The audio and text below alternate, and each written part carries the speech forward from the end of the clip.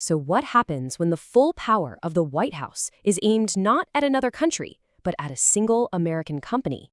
Well, that's exactly the situation we're going to break down today, this really unprecedented clash between the president and the law firm Jenner Block. This right here, this is the line that set everything in motion. It's pulled straight from the executive order. And listen to that language. It's not just a policy dispute. It frames this whole thing as a matter of national security. It's basically accusing a private law firm of being a threat.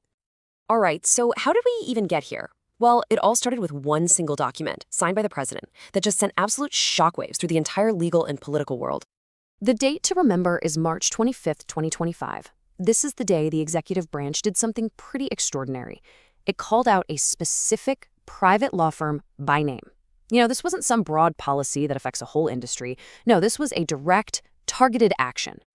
Okay, to really get what's going on, we have to look at the official justification, the case the White House laid out in the order itself. And to do that, you first have to understand what this tool, an executive order, actually is. So an executive order is basically a directive from the president. It's how they manage the federal government's day-to-day operations. Now, it carries the force of law inside the executive branch, but, and this is a really crucial distinction, it's not a law passed by Congress. This is the president telling his own government agencies how they need to operate. And the order throws some pretty heavy accusations at the firm. It claims they engaged in what it calls lawfare, which is basically using the legal system itself as a political weapon. It also says they abused their pro bono work, obstructed immigration enforcement. It really paints this picture of the firm as a purely partisan operation. But it didn't just stop with the firm as a whole. No, the order got very, very personal by calling out one individual partner. And that person was Andrew Weissmann.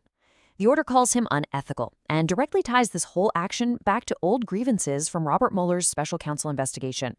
It portrays Weissmann as the poster child for his so-called weaponized justice system. So, beyond all the accusations, what did this order actually tell the government to do? How did these words turn into actual real-world consequences? Well, the consequences were immediate, and they were very real. This wasn't just some symbolic slap on the wrist. The directives were designed to completely cut the firm off from the federal government, suspend security clearances, kill all government contracts, even blacklist its employees from being hired. For a major law firm that does a lot of work with the government, this was a massive, potentially crippling blow. But Jenner Block was not about to take this lying down. Their response was fast and it was forceful, and it moved this battleground from the White House straight into the courtroom. And check out how quickly this all escalated. The order gets signed on a Tuesday. By Friday, there's a federal lawsuit. And by Saturday, just one day later, judges have already stepped in to block parts of it. That timeline alone shows you just how high the stakes were for everybody involved. That initial court victory was absolutely critical for the firm. It was a perfect example of the judicial system acting as a check on the executive branch, hitting pause on the order's most damaging parts while the bigger legal fight got underway. Now, to really understand what's at stake here, we kind of need to zoom out. We need to look at the two competing stories at play, the story told in the executive order and the story told by the firms on public record. And these two stories could not be more different. On one hand, the White House paints a picture of a destructive, partisan organization.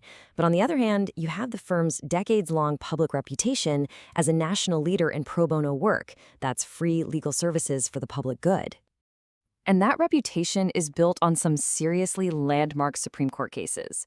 We're talking about Witherspoon v. Illinois, which challenged the death penalty, and Lawrence v. Texas, a historic win for gay rights. The firm has a long, documented history of taking on these huge, society-shaping cases. So when you strip it all down, this entire showdown really boils down to one fundamental question. It forces us to think about some really big ideas: the separation of powers, the limits of a president's authority, and whether the government should ever target a private company over political disagreements. It's a clash that really tests the foundations of our system.